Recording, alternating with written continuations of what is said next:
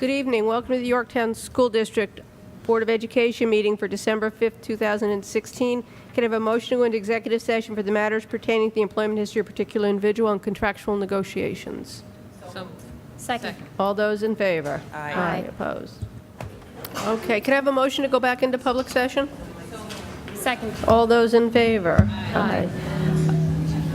Good evening. Welcome to the Yorktown Central School District Board of Education meeting for December 5th, 2016. Could we please stand for a pledge given by some of our Mohansic kindergartners and then remain standing for a moment of silence for our armed forces, those in our Yorktown community who have lost loved ones, especially remember Edward Pico, the husband of former teacher Nancy Pico. Okay, ready? Go. I pledge allegiance to the flag of the United States of America and to the republic for which it stands, one nation, under God, indivisible,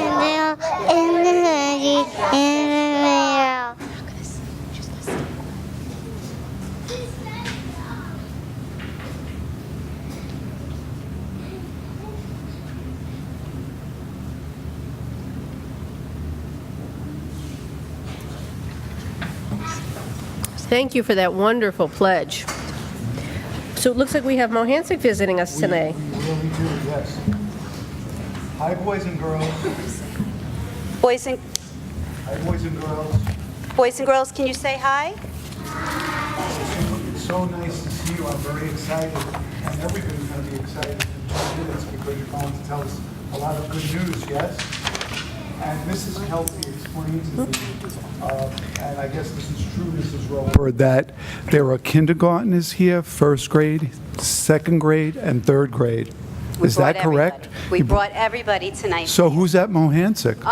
Who's at Mrs. Berry? Who's at Mohansic? Everybody's here, Everybody's here. or at least represented here. That's right. Okay, Mrs. Kelsey, we're very excited. Well, we're so happy to be here. Thank you for inviting us again. It's a pleasure always to come and visit and share our good news. I am going to let Mrs. Roper begin because this good news has to do with a place that she is very familiar with. So I'm going to let her begin. Out of this great space, great things are happening. This is perhaps the best way to summarize how the board's generosity toward our library has greatly impacted the Mohansic school community. Not a day goes by without someone commenting positively on the library's amazing transformation. Soon you will hear firsthand from some of our third graders who will share with you their impressions of our new and active learning space. You will also hear from our younger learners who will describe some of the exciting activities taking place in the library that support the district's commitment to the STEAM initiative. We are so very fortunate to have a board that understands the library is the learning hub of a school and is willing to invest in keeping it current and innovative.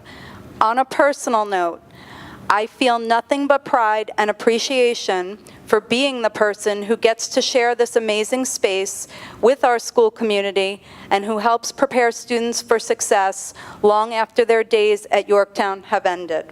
On behalf of the Mohansic school community and with the sincerest gratitude, I thank you.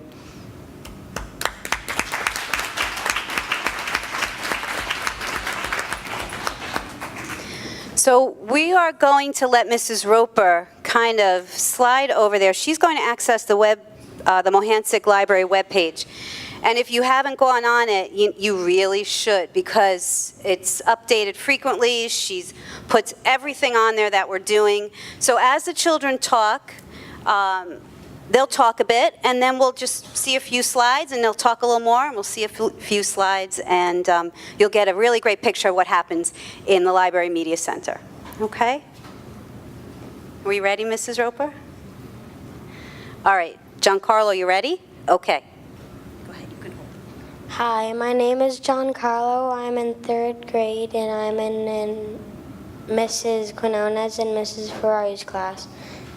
So they're going to introduce themselves first. That's great. Thank you, Giancarlo. You reminded me that I forgot to do that. So you could go to the end of the line.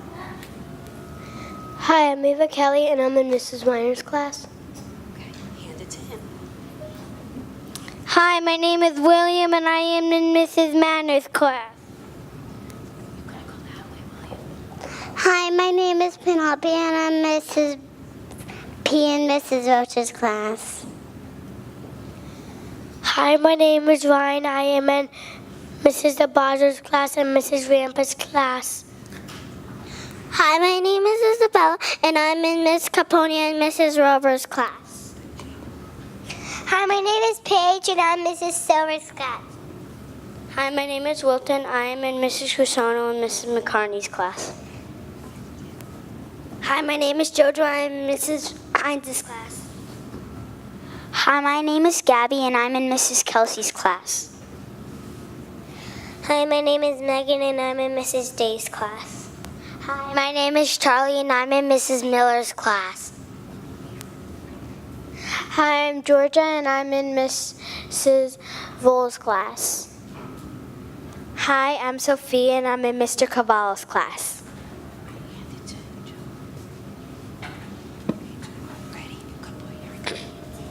Thank you for inviting us here to share the good news from Mohansic. It is a great school. It is filled with the best students who are kind, friendly, happy, and very smart. It is filled with the best teachers who care about us, find fun and interesting things to teach us, and help us learn each day. One place that we do a lot of learning is our library. We were so excited when we came back to school in September because we saw that the library looked so different.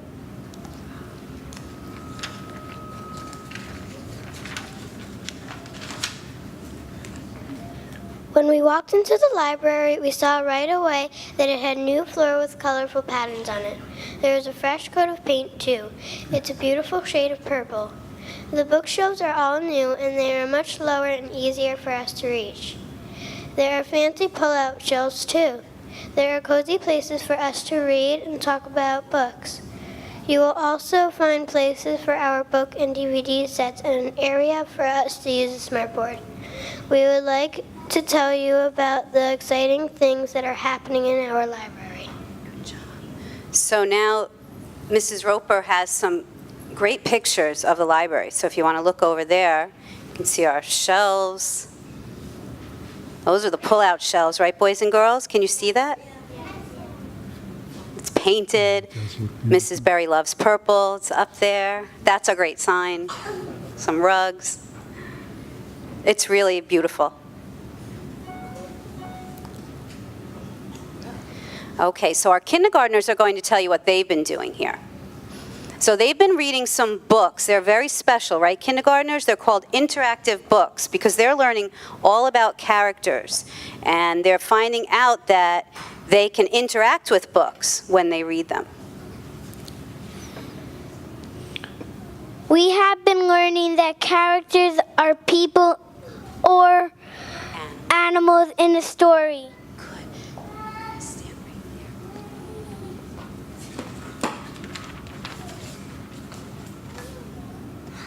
Books are not just for reading. We can become these characters in these books. The funny rhymes make us laugh. Say that one more time. The funny rhymes make us laugh. It's fun to pretend we're the characters.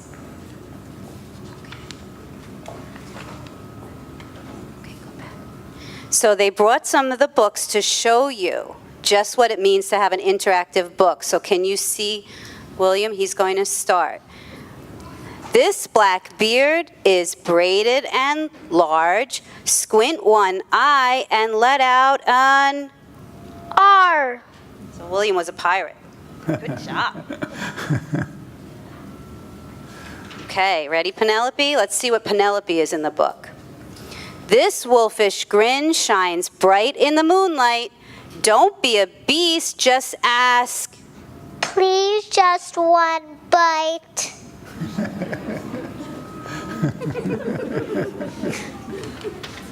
And Ryan, let's see if you can guess what Ryan is.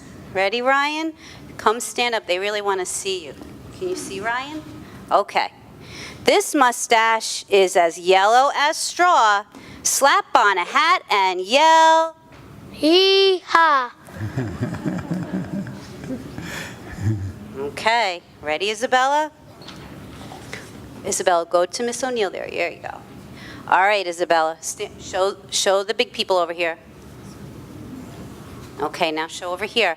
This big beard is whiter than snow. Grab that belly and... Ho, ho, ho.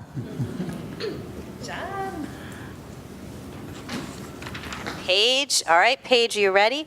Take a step forward, Paige. Okay. This brown mustache is simply the best. Point and yell. You're under arrest. She was our police officer. Good job, kindergartners.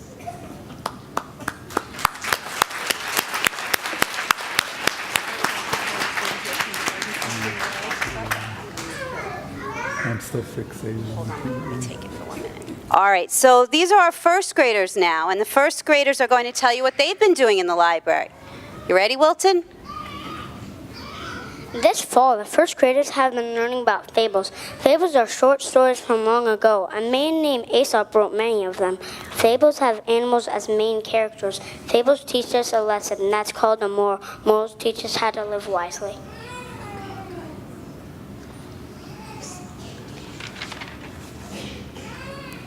In our classrooms, we are using lessons on the smartboard to learn about fables. In the library, Mrs. Roper is reading us fables too. There's a special section just for fables. Each week she reads us a fable that we have learned about in our classrooms. One of the fable we read was The Maid and the Milk Pail. Gabby will read it to you now. So this was one of our fables, right, Gabby? This is a good one. I wonder if they know this one. Once upon a time, a milkmaid was walking to market, carrying her milk in a pail on her head. She began to plan what she would do with the money she would get for the milk. "I think I'll buy myself some chickens from Farmer Brown," she said, "and they will lay eggs each morning, which I can sell to the parson's wife.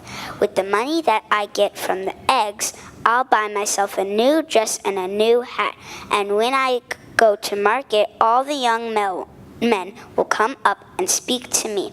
Polly Shaw will be jealous, but I don't care. I shall just look at her and toss my head like this." As she spoke, she tossed her head back.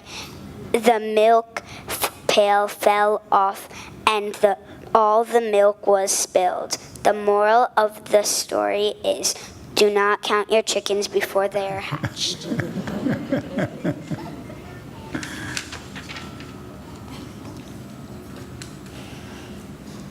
Our library is not just a place to read books and talk about stories. It's also a place to use our imaginations, problem solve, and work together to create things. Mrs. Roper and our teachers challenged us to come up with a new way for the milkmaid to carry her milk. We sketched our designs, gathered materials, and worked together to create a design that would work.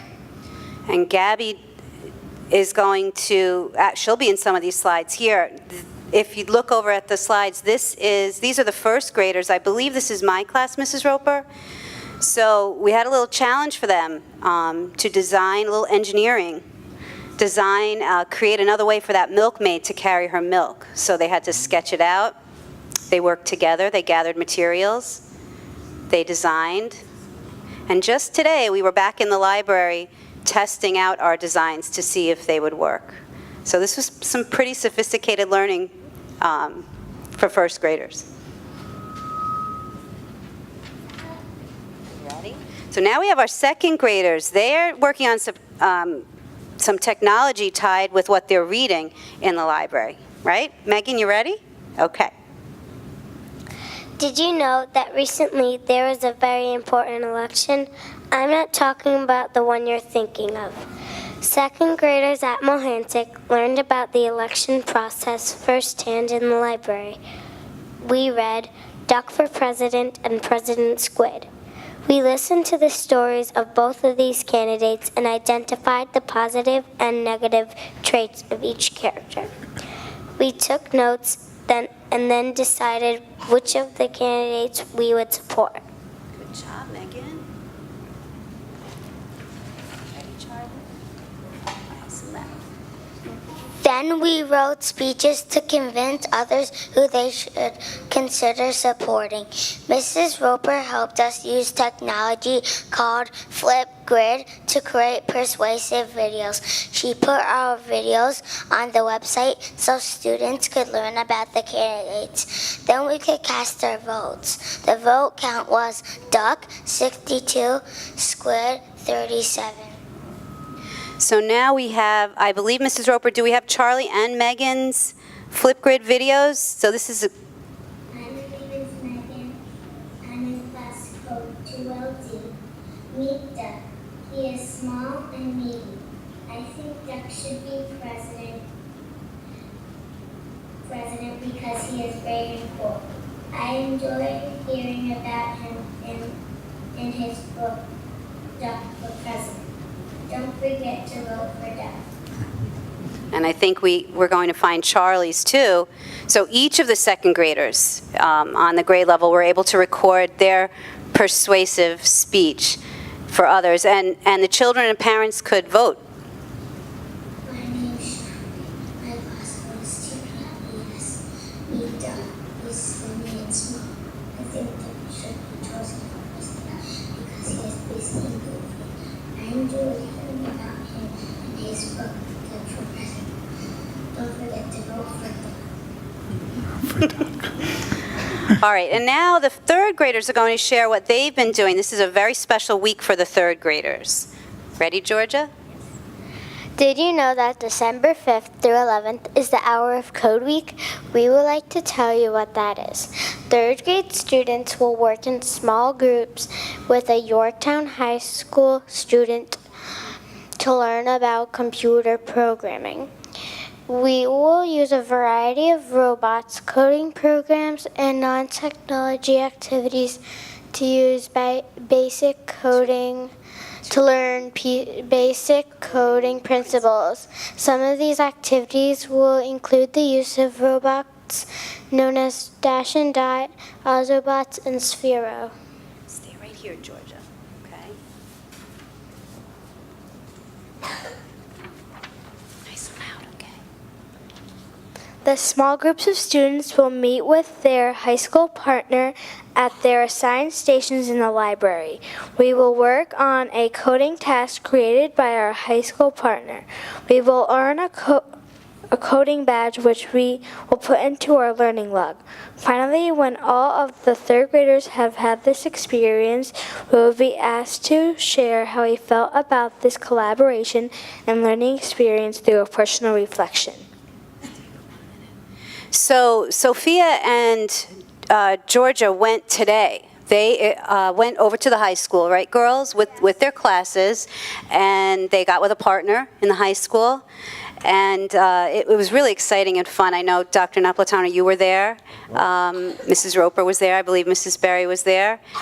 So they'd just like to quickly share. They jotted down a few things from their experience just today. So they'd like to share that.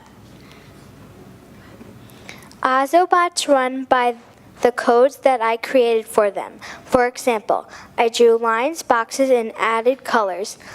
This made the Autobots speed up, jump, or do tricks. The correct code makes all the differences.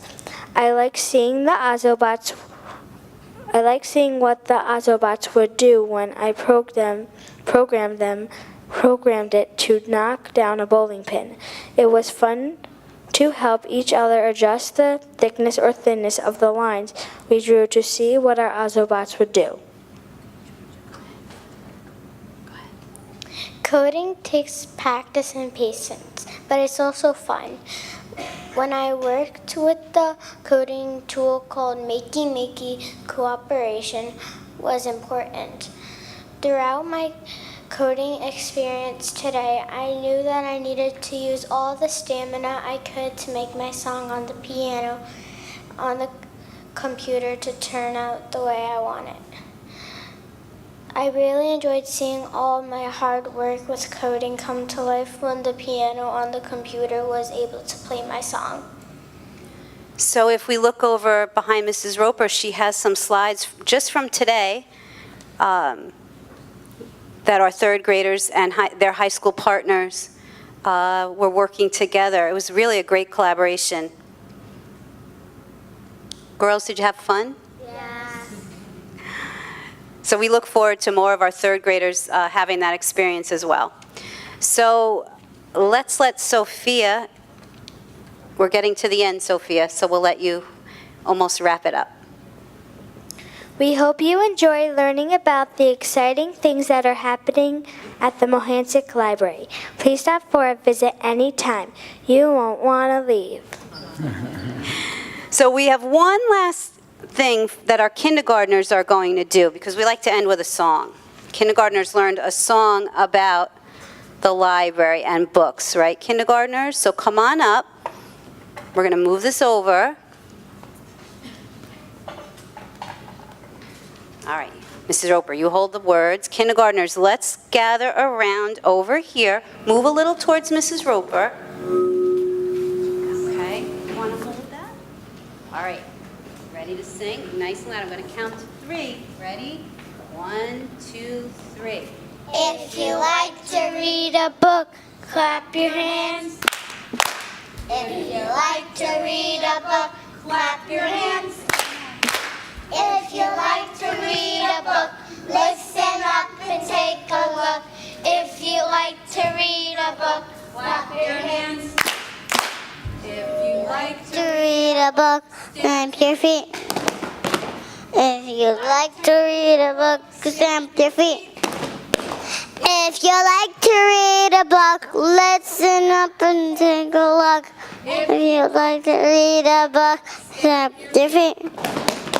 If you like to Read a book, shout hooray, hooray. If you like to read a book, shout hooray, hooray. If you like to read a book, listen up and take a look. If you like to read a book, shout hooray, hooray. Good job.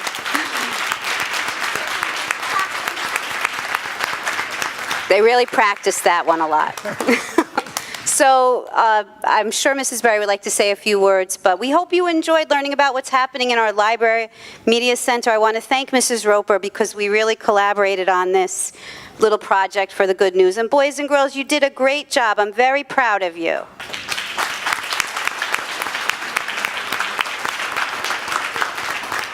Thank you, boys and girls. Yes, we are all very proud of you. Thank you for your hard work. This has been just a tremendous opportunity for us. We are so happy to be here. I am so proud of my teachers and my students because the dedication that you see, that you feel here tonight happens every day. And there is so much teaching and learning and purposeful teaching and learning happening that it just is an amazing place. So you'll hear that there are some teachers also in the audience. I'll introduce them. But again, I wanted to thank you, Board of Education, Dr. Napolitano, Mrs. O'Shea, Mr. Cole, for giving us this wonderful opportunity. Parents, thank you for sharing your wonderful children with us. They are just precious, and we enjoy them every single day. I am so lucky. Thank you for your time. Thank you. Let me tell you who's here. Help me, teachers. Please stand up or come on. Come on, join us. We have, of course, my AP, Miss O'Neill with us. We have Mrs. Hines, first grade teacher, Miss Ferrari, third grade, Mrs. Casano, first grade. Come get on TV. Mrs. Del Vaso, kindergarten. Our school psychologist, Mrs. Zoyce, is here. Mrs. Silver, kindergarten teacher. Mrs. Voch, kindergarten teacher, Miss Manor from kindergarten, and 2 of our reading teachers are here, Mrs. Ryan and Mrs. McMahon, and also our PTA president and president-elect, and Mrs. Silver's son is here. It's such a family. This is Mohansick. So I thank you. Thank you. Thank you. And Mrs. Kelsey, of course, always, and Mrs. Roper, fantastic, fantastic teachers. I love them both.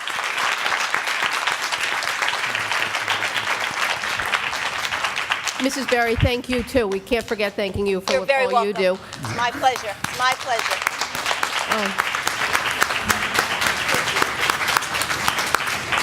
Teachers, thank you for everything you do. It's obvious from the joy in these kids that you impart a lot to them. I have to tell you, though, these children are amazing presenters. To get up here and speak with the clarity and the language, the vocabulary they're using is so impressive, and it's a credit to the parents, it's a credit to the kids, it's a credit to the teachers, so thank you all. It was wonderful.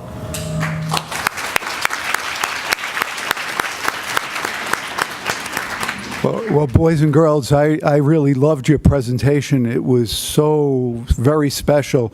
And you know, when I was looking at all of those beautiful photographs of the library, you know the library is very beautiful, but I was also thinking about how lucky you are that your library media specialist, Mrs. Roper, is such a wonderful person because she makes everything so much fun. I particularly like that song, Mrs. Roper. That may be something for The Voice. So, you know, we just have to think about that, boys and girls. Maybe we'll end up on TV and we'll be very famous. But I liked everything that you presented in your literacy program. It was very, very impressive. And fables to the first grade, was it?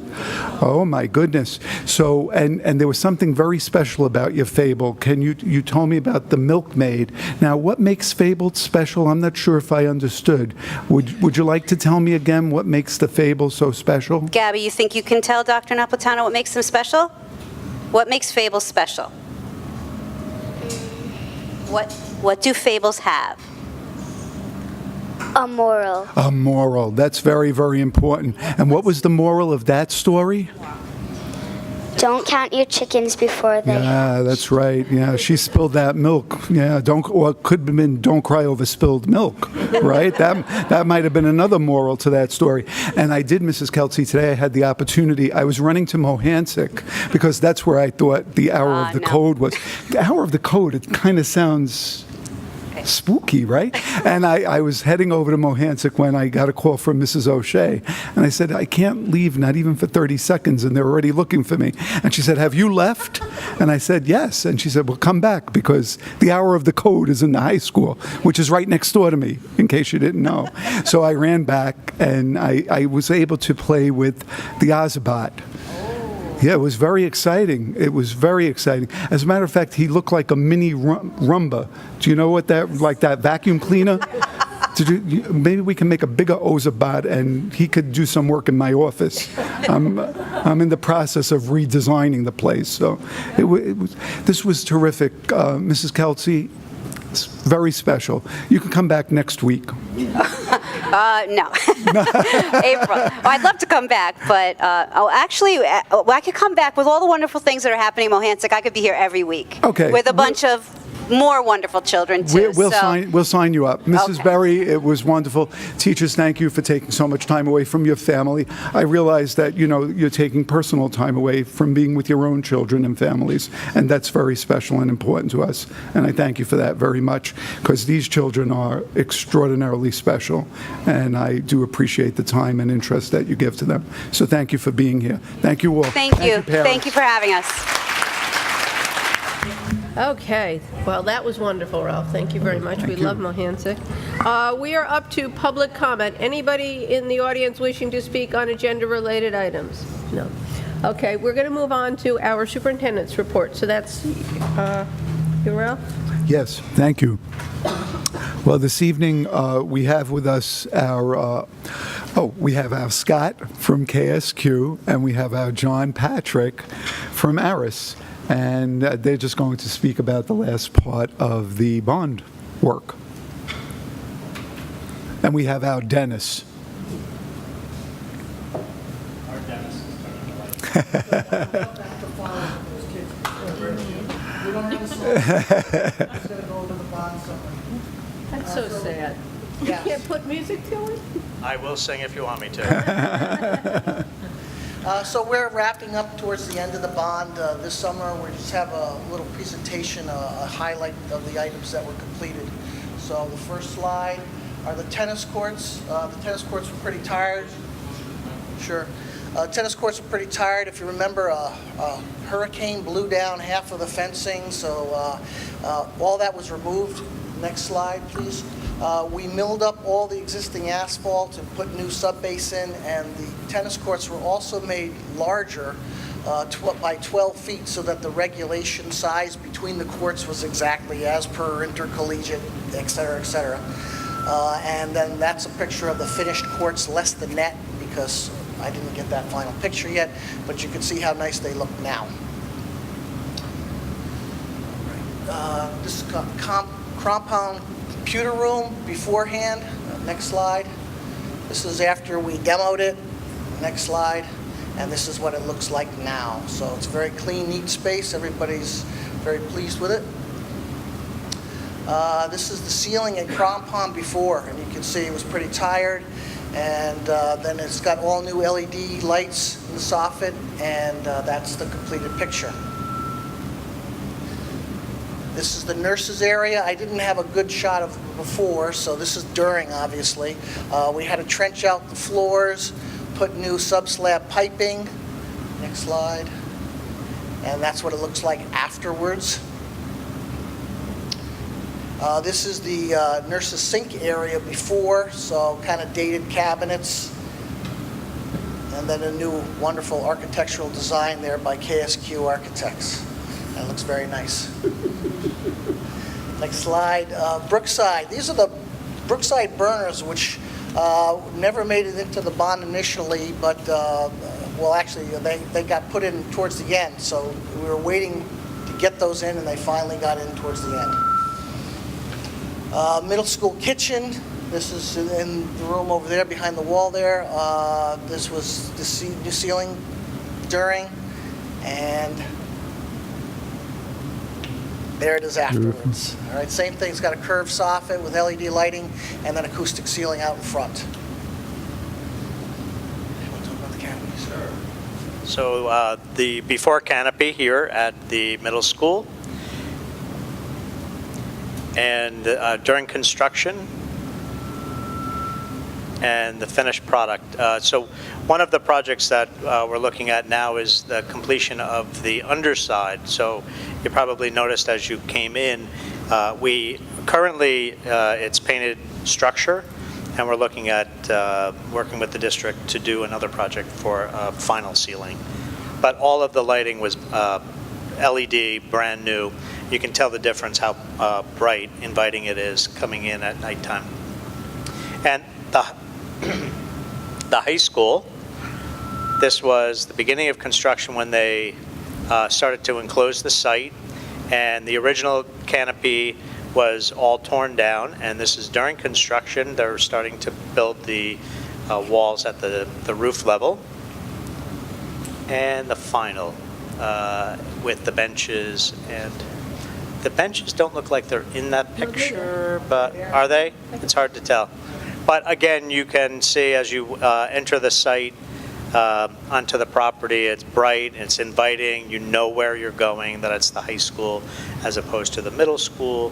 And I was at the school with Dennis this past week, and we ran into the high school principal, and he was so happy with it. And he said the students really use it. They like to gather out there, use the benches. And if you have seen it, we specifically placed the benches so that a small group of students could gather, or a classroom could go out there and meet. So we're really pleased with it. We think it came out great. And the original sign at the front entry to the campus.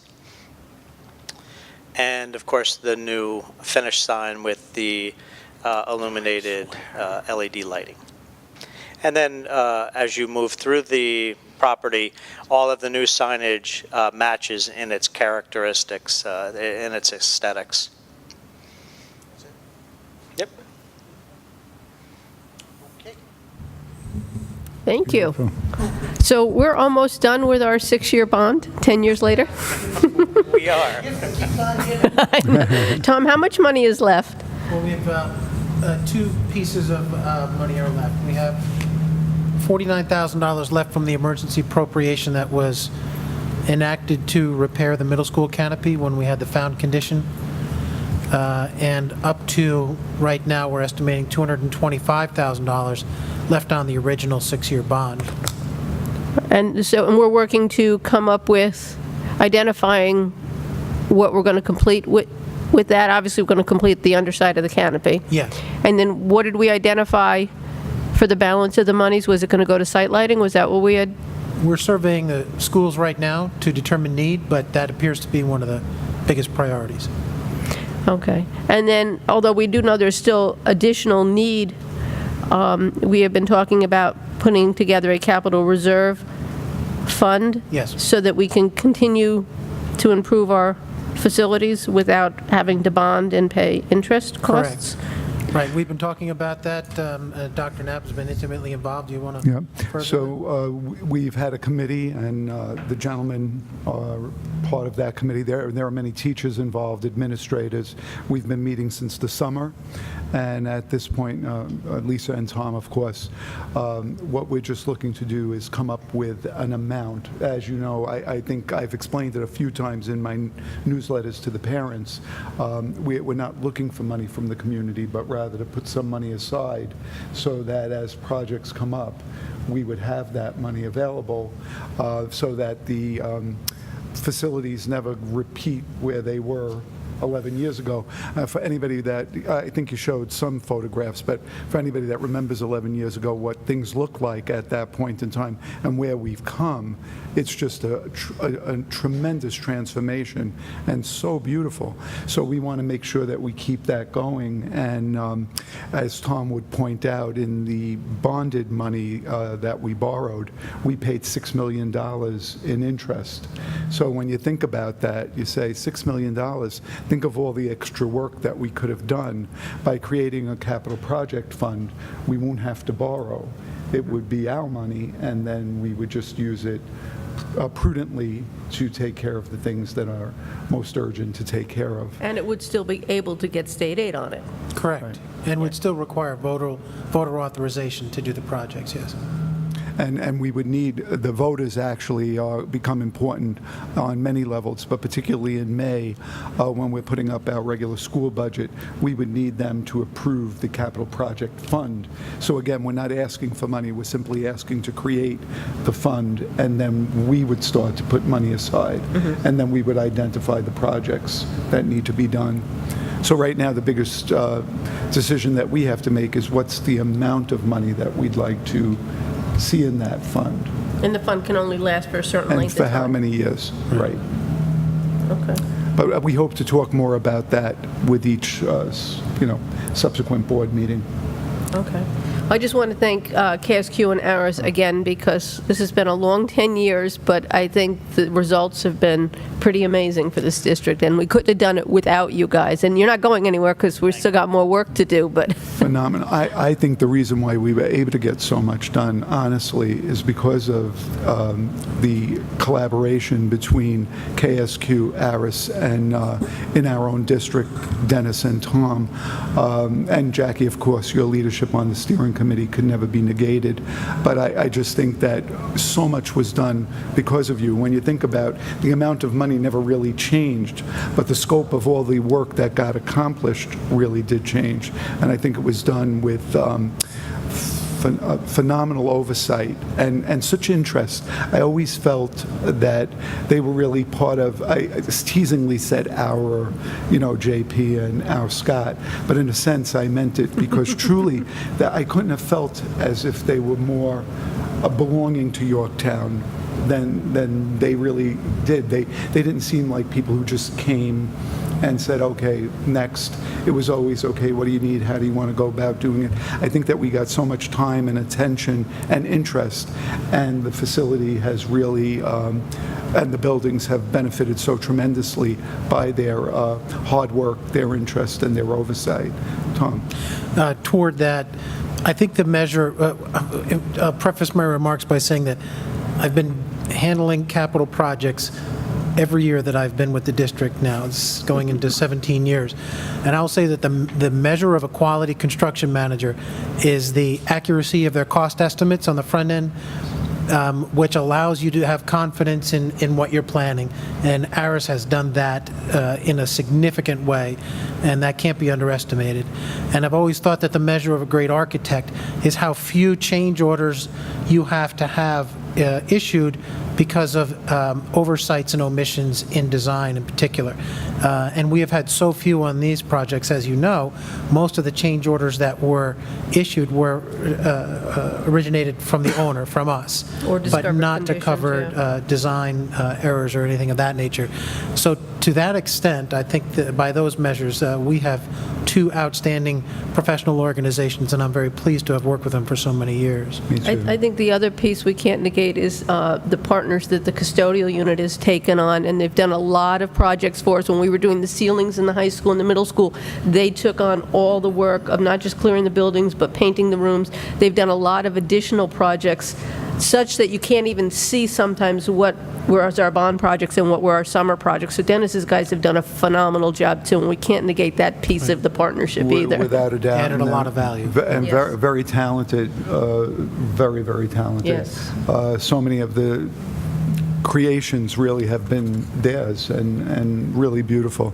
And something that you mentioned, Scott, about the entranceway into the middle school, you know, the lighting does make a big difference because I'll tell you, that beautiful stonework has been in place forever. I'm embarrassed to say for 11 years, it's gone unnoticed until, you know, we redesigned that canopy and the lighting. And then I thought, I know we didn't do stonework, but look at this entrance. It's really beautiful. And I think for some reason, it really never, you know, was recognized for its beauty as it is now. But everything looks just so great. It's just, I take such great pride myself in coming to work every day. All the facilities are beautiful, and the kids really respect and appreciate. Some of these improvements are 10 years old now, but you go into that auditorium, it's as beautiful as it was 10 years ago. You go into that fitness center, it's simply as nice as it was 10 years ago. So even some of the projects that date back 10 years ago are still, you know, looking as if they're brand new. And I think that has a lot to do with the kids feel tremendous pride also in the place, and that makes a big difference, really does. So we thank you very much. Yes, we Does anybody do. have any questions about what we've done, anything we've done? All right, thank you, guys. Thanks for coming out. All right. Dennis, thank you. Thank you. All right, what are we up to? We're up to the education report now. Lisa? Because we didn't have teachers here. Okay, thanks, guys.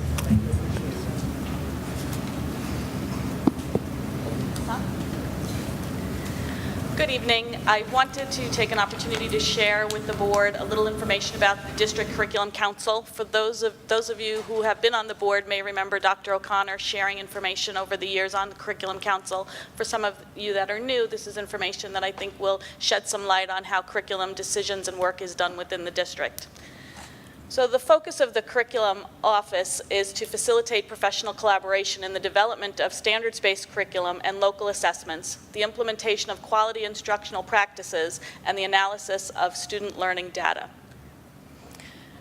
As educators, we are continually have questions that guide our work, and those questions are, what do we want our students to know and be able to do?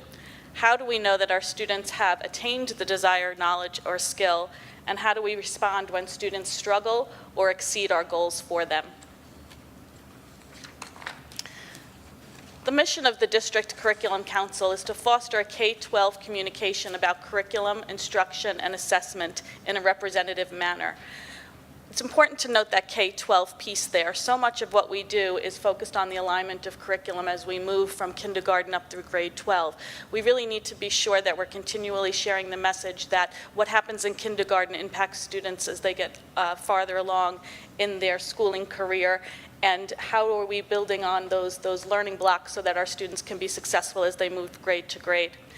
That our students are all of our collective responsibilities, not just when they are in the grade with us, but in their whole K-12 experience. The other part of our mission is to advise regarding professional staff development and what do our teachers need to help us meet the goals we have for our students.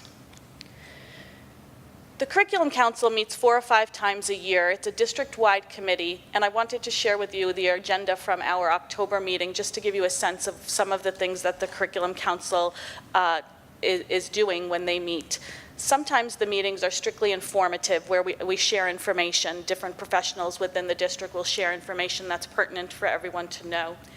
Sometimes there's a professional learning activity where we may work on a strategy as a group, do a professional reading, do a protocol analyzing that reading, and talk about how we can take a specific strategy and implement it in the classroom.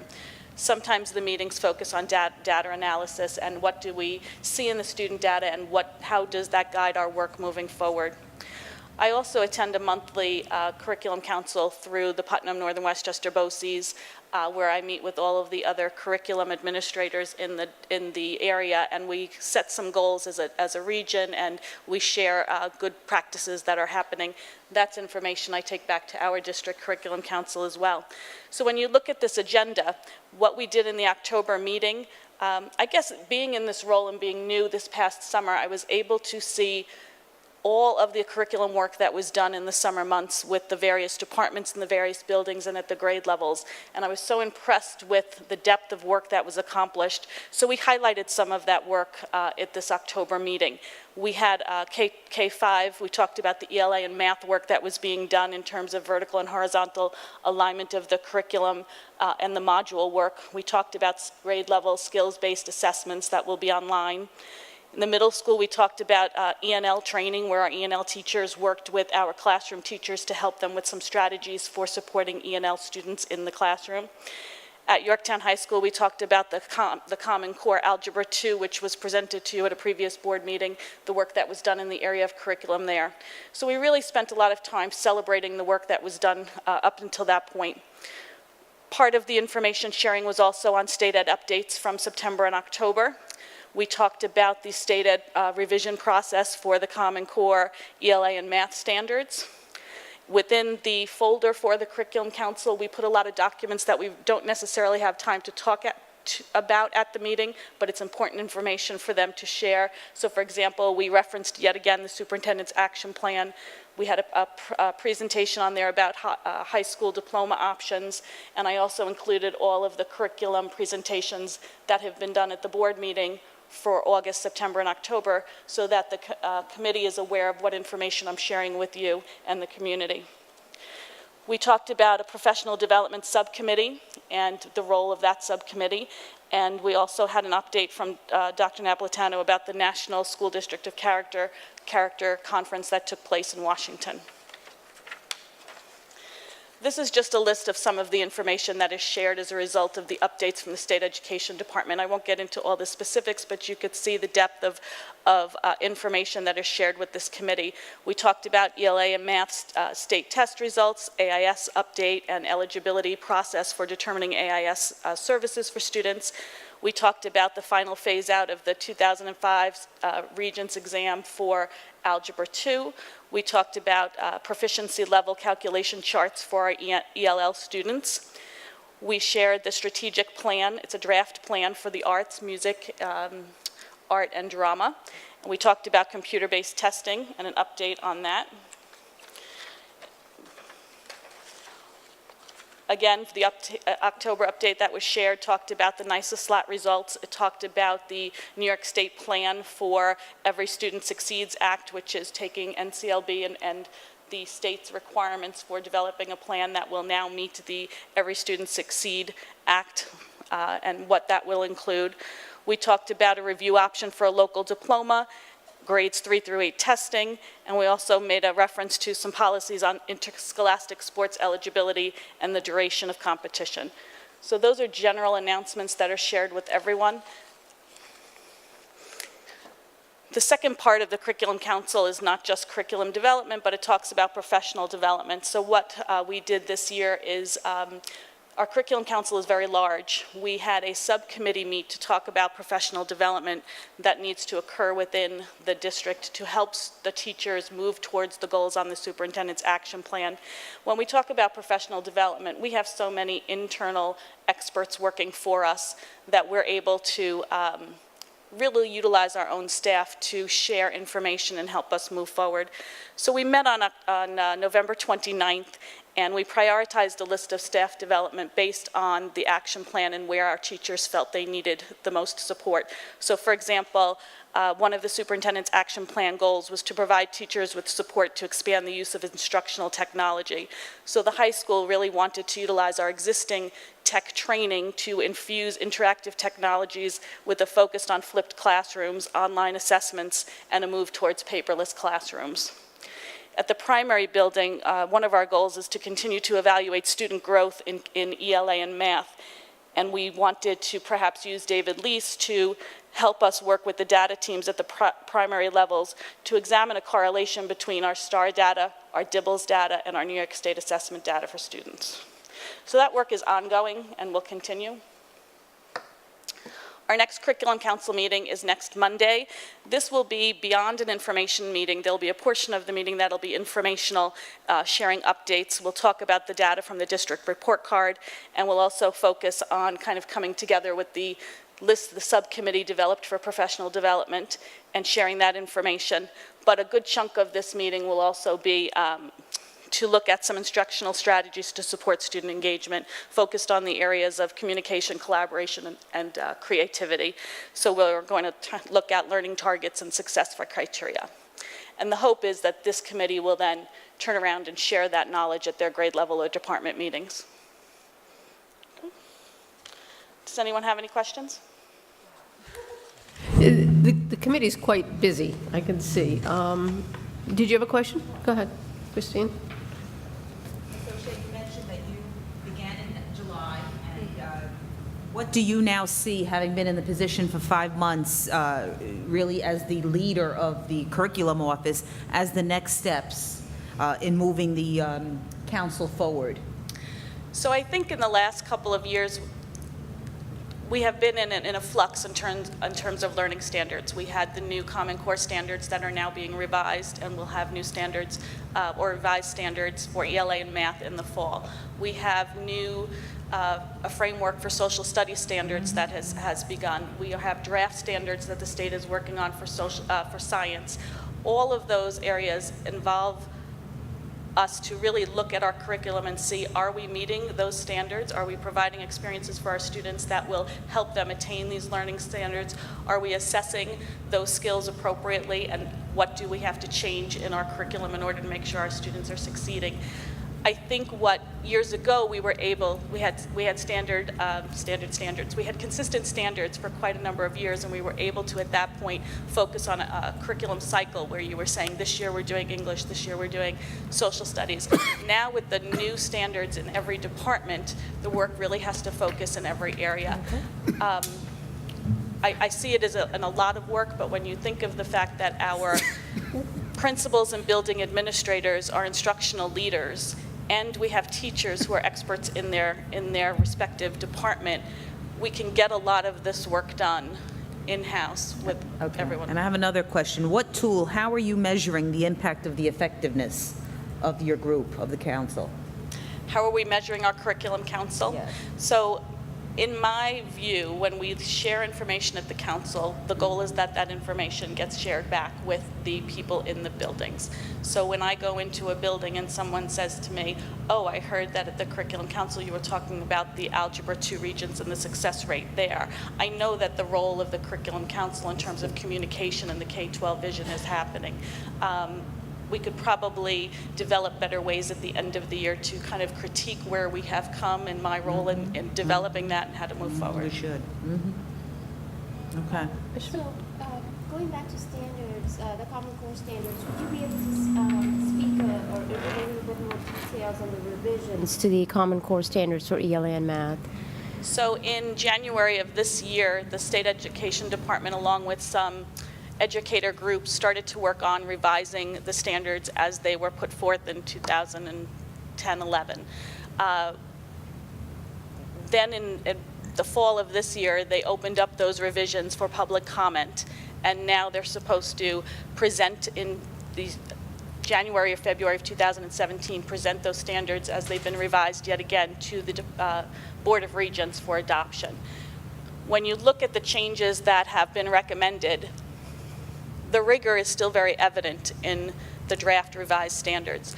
What changes are things like, in the math standards, a development of a glossary of verbs to help teachers better understand what it means in certain standards to say we're going to ask for fluency in math standards. What does that mean when you say fluency in math facts? So there's really, it's simple things like that. They're also looking to bridge the standards between Algebra 1 and Algebra 2 so that there's a crossover and a bridge effect of those standards. In English and language arts, they're looking to separate the writing and reorganize the writing standards to make them a little bit more user-friendly for the teachers. And they're also combining what was separate in the standards previously for writing, reading for information and reading for literacy. They're kind of combining those to make it a little bit more user-friendly. But the rigor is still there. So once the Board of Regents, if they adopt these in the early 2017, the expectation is we will be beginning implementation in the 2017-18 school year. Thank you. Cheryl, do you have a question? Yeah, I have a question. I know on one of the slides it said the mission of the Curriculum Council was to foster K-12 communication about curriculum, instruction, and assessment in a representative manner. Can you explain to us what a representative manner is? It means it's a big group. So there are 55 or 58 staff members on the Curriculum Council. They represent every building. It's administrators and teachers. It's every grade level, every department. We have representatives from the arts, from physical education. We have Patrice is the director of technology, David as the director of student data. So it's all of those people are coming together to really look at the K-12 scope and sequence of our curriculum. Great, thank you.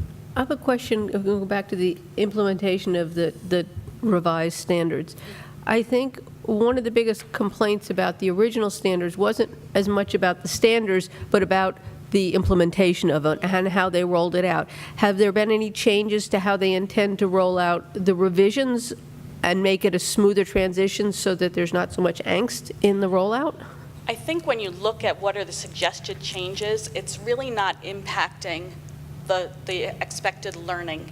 So I don't think we're going to be in the same situation we were in several years ago when all of a sudden, we were here and the expectations were much higher. I don't think we're going to be in that same situation. I think if anything, this will provide clarity in some of the areas of the math and ELA standards, which will help us to continue to develop our curriculum. So you don't feel there's going to be any kind of pushback like there was originally? No, I do not. All right. Because my assumption would be you'd be constantly revising, because in education you have to constantly revise and update whatever you're teaching, so you'd always be revising the standards.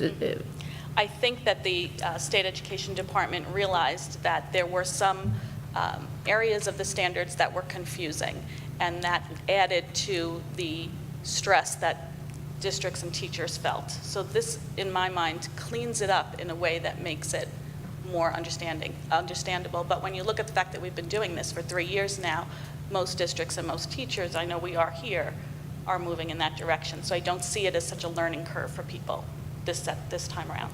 Terrific. Anybody else, any questions? Thank you very much, Lisa. Okay, what are we up to? We're up to our policy section. Yay. We have one deletion. Resolved that the following policy, regulation, or exhibit shall be deleted from the policy manual because it is either obsolete, unnecessary, or included in other policies. It is the first aid exhibit, which is quite old. Can I have a motion? Second. All those in favor? Aye. Opposed?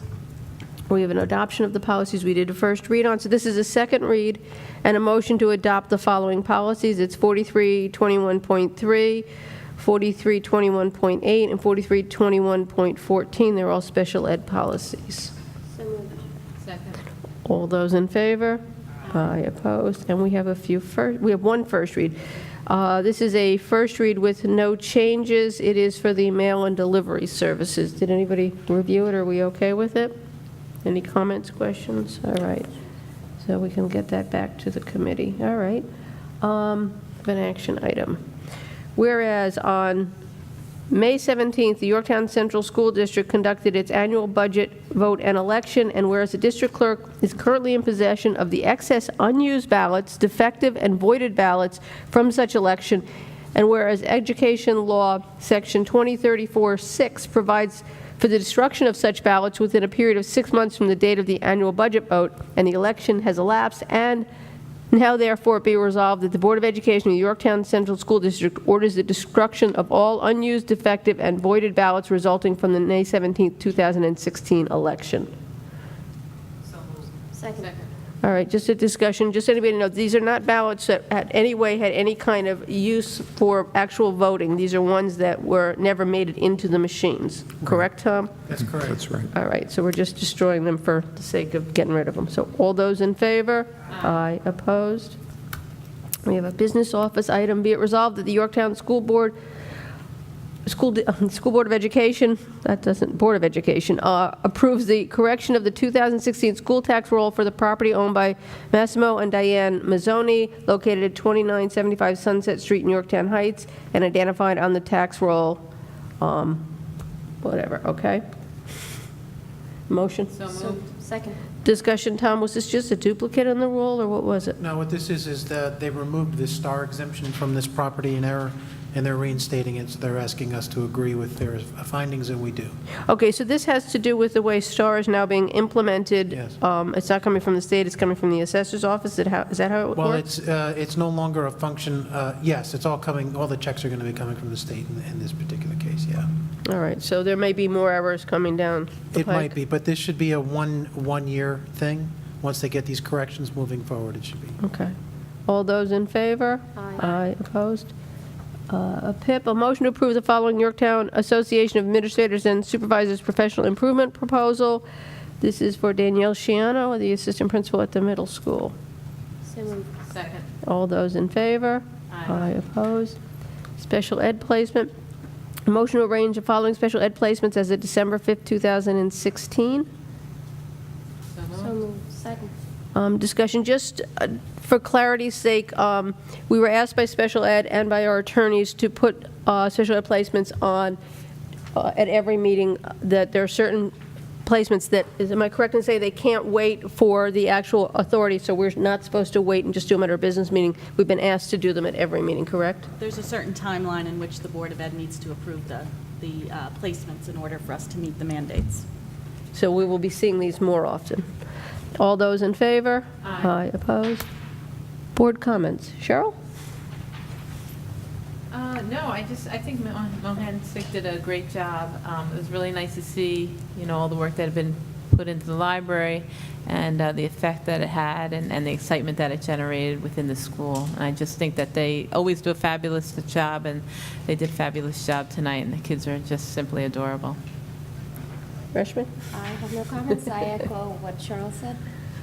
Christine? All right. Yeah, no, I totally agree. The one thing that always impresses me, no matter which age group, and the youngest ones maybe more so, is the way they are able to carry themselves and present. And you can see if this is the increase in Common Core, this isn't so bad. I mean, they are just so poised, and there are adults that can't speak as well as they do. It's so amazing, and it is a credit to our staff members. They work very hard for that, and Mrs. Kelsey always does a great job. You can see how much she cares about those kids as she's moving them along. It's so cute. So we thank them. Ralph, Tom, Florence, Lisa, I'm sorry. We're thinking of. Apologies. We're in concert season, Oh, so we'll be attending some concerts this week, Tuesday night, Wednesday night, Thursday night.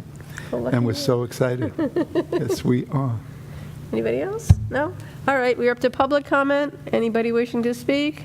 Nope. Can I have a motion to adjourn? So moved.